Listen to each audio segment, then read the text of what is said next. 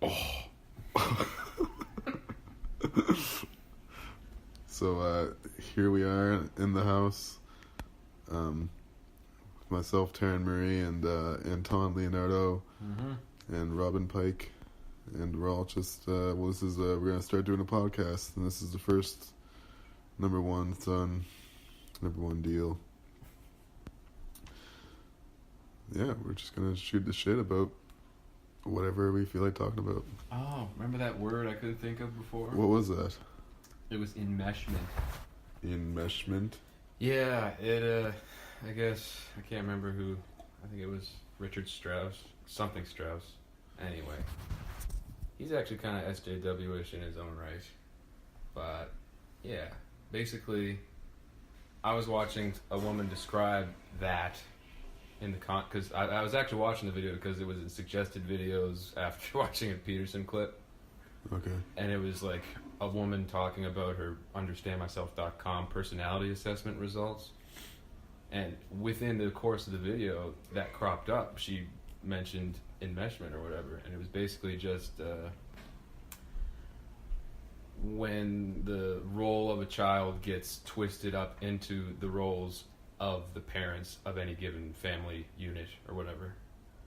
So basically, the criteria, one of the criteria was like I said, like about like, you know, know-it-all teenagers or whatever. But like, if you've ever found yourself like feeling sorry for your parents as a child, then there's a high chance that you were enmeshed in some capacity to like a parental responsibility of the household or whatever. And that happened to me a lot as, you know, growing up and stuff. And I was like, you know, I was self-aware also enough to be like, I'm just a stupid little kid, what the fuck do I know? To a degree. But, yeah, I don't know. It just kind of explained a lot about my familial situation, I guess. I wonder how, like, avoidable that kind of a thing is. Like, I think it... Is a parent able to ever provide an environment that's just that airtight? Like, yeah, probably not. But I think it's good for... I mean, it can be bad, obviously, I'm sure. Like, if you actually have a very, like... not necessarily hostile, but just not like healthy relationship with either of your parents. Mm-hmm. But it was, you know, it was kind of part and parcel for me, just because, like, you know, Dad worked all the damn time, and you know, yeah, like he, you know, I often had to be like second dad for my youngest brother, so yeah, man. I had a especially similar...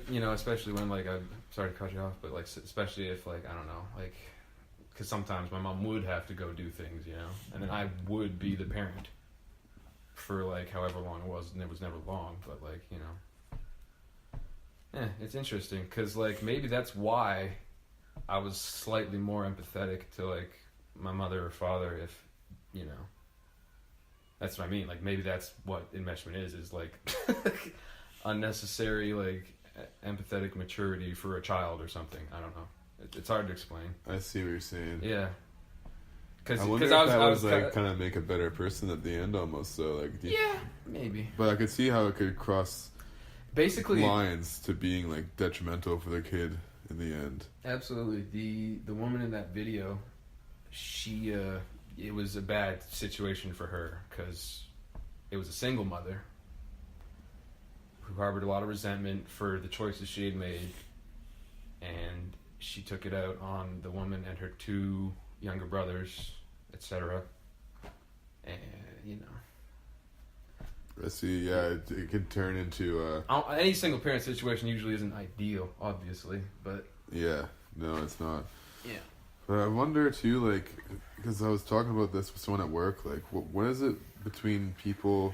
Like, the difference between a person who faces a massive problem or some form of adversity and comes out the other end, having learned from it, having been made better by it in some way, and then someone else who comes out the other end of some similar adversity and they wind up just harboring resentment and bitterment and all those things. Like, I'm sure a lot of it's just basic, you know, temperamental differences between people for sure, but... Yeah. That's why I don't understand. I understand why they act the way they act, but like, Peterson's detractors or decriers or naysayers or whatever, like critics. I'm just like, listen, if you knew anything about this man, like he literally only wants the best for like life in general. It really seems to be like he's literally just like telling people like, listen, like like you just said, there's a thin line between harboring resentment and accepting the state of things, like. Yeah. Maybe we should say a little bit about Jordan Peterson in case anyone's listening. I doubt anyone's listening. But we should be a little bit real about it at least. But sure. Jordan Peterson, as far as I know, he's clinical psychologist for like 20 years or something. Currently teaching psychology at University of Toronto. He taught at Harvard for I think 5 years. He actually took Timothy Leary's job. Fun fact interjection. His son was born during that time, so his son is an American by birth. Oh, interesting. So he's a natural. He's got dual citizenship now. That's rad. Yeah. I think that would be the ideal North American for someone in North America. Care package. It's the best bundle. Oh, it would be sweet just to be like regarded as a citizen in each country. Like that would be awesome. Yeah, Neil Peart actually got his citizenship, U.S. citizenship, like a little bit ago. Really? Yeah, like a couple years. But. How long do you have to pass some American history test or something and have spent enough time in the country? Yeah, there's components like that. I think there's even components like that in Canada, although they might be a little less patriotic, maybe a little more self-deprecating or something. I don't know. But I should probably mention that to Babineau there because he should try to learn a little bit because I don't know how intensive it actually is. It's probably not that bad. I have no idea what it's like, but basically there's a certain amount of time that has to pass before you're considered a permanent resident. Yeah. And I'm very foggy in all the details. So. Well, yeah, I don't. I'd be surprised if you just had it all on the top of your head. Well, Well, there's good reason. It's like the learner's permit. Yeah. It's like oh, okay, you're a permanent resident now. Here's your learner's permit, but you can't drive past 12 or whatever. I don't know what. I get what you're saying. Yeah, so. They're not real citizens yet. Yeah. But they're close. Getting there. Yeah. Moving on up. Just move down to California and squat long enough. Just some of those. Wait, isn't that a thing you can do in Alaska? You can just squat on a chunk of land and you can prove you've been hanging out there for 5 years. Because no one wants the frozen mud. Yeah. That We'll just fucking give it to you. I don't know if that's the case. Maybe we should Google it or something. Speaking of Google, I was watching a show. I can't remember the show at all. However, one of the topics that came up was it was a sci-fi show.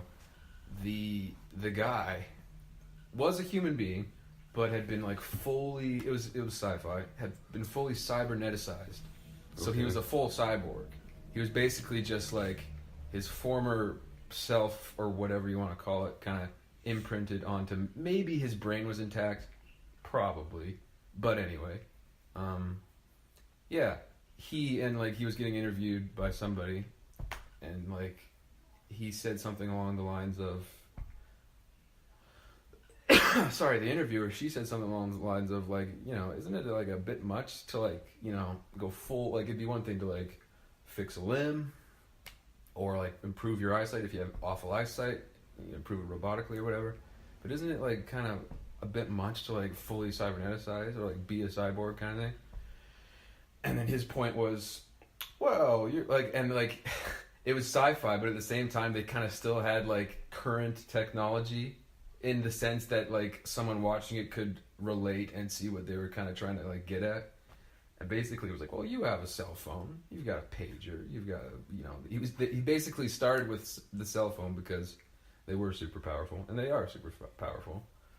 But he started with that, but then he kind of just extended to all the technology that a human being might use, and he kind of argue the point where like aren't we all kind of cyborgs now, kind of thing, or whatever. Yeah, I see what you're saying. Yeah, it's kind of, it seems to be truth to it, because I definitely know people who are just, you know, like free falling without a parachute, without their cell phone all the time, like just everything is absolutely falling apart around them. Actually, it's funny because of thinking about that long enough. I actually have decided I do at some point want to get a nice little watch, just so I have a clock that I can look at. I've thought about that too, and not have to just like, because literally almost half the time that I like look at my phone, it is just to check the time. And usually I'm a saint compared to most, but you know I still do it. You know. As far as like abuse the amount of time is I'm trying to staring do at my less. cell It's phone. just like I'm trying to just like not stare at it the whole time I'm taking a shit or something.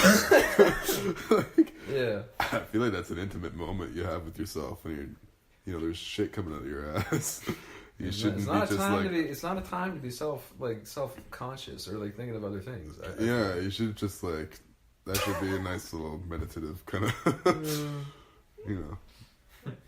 And yeah, but I do it too. I flip through the phone or whatever, and it's just it starts to become a reflex to just reach for it. And whenever it's dead or I've lost it or left it somewhere and it's not on me, and I just go to do that, tap the pants for it, and I don't feel it there, I always feel a little relief, like just okay, like just don't have that on me. But my hand still just goes reaching for it all the time. It's like it takes a while, a number of days without it before I just stop looking for it. And then I find I'm always just so many more moments where I'm just sitting and looking around and listening to things, and I'm just like, fuck, man, like the whole world around me is so much more vast and interesting than the cell phone. I mean, don't get me wrong, the cell phone is a marvel, and it's just completely changed the whole world. But, yeah, I mean, everything in moderation, right? You gotta have that connection to the real world. And it feels like sometimes when I go into my phone, I just am spending a lot of time on it, and I'm around other people or something, and then I just am on it for a while, and then I just set it down, and I'm done, and I look up, and it just, like, rejoined reality almost, and it's just like, oh, fuck. It, like, startles me almost. It's like the sheer realness of like actual fucking existence instead of just little, computer screen palm of my hand. But it's just so like, it's like a hypnotizing kind of thing. It just like sucks people into it. Yeah. You're not wrong. So we should talk about Justin Trudeau. Oh, should we? Because, well, he's obviously the hottest prime minister we've ever had. So. It's actually pretty funny how like prevalent that is. There's like the people who are like really, really riding his coattails, really kind of kissing his tush, really buttering him up, Get him all buttered up. They're just buttering him up, and then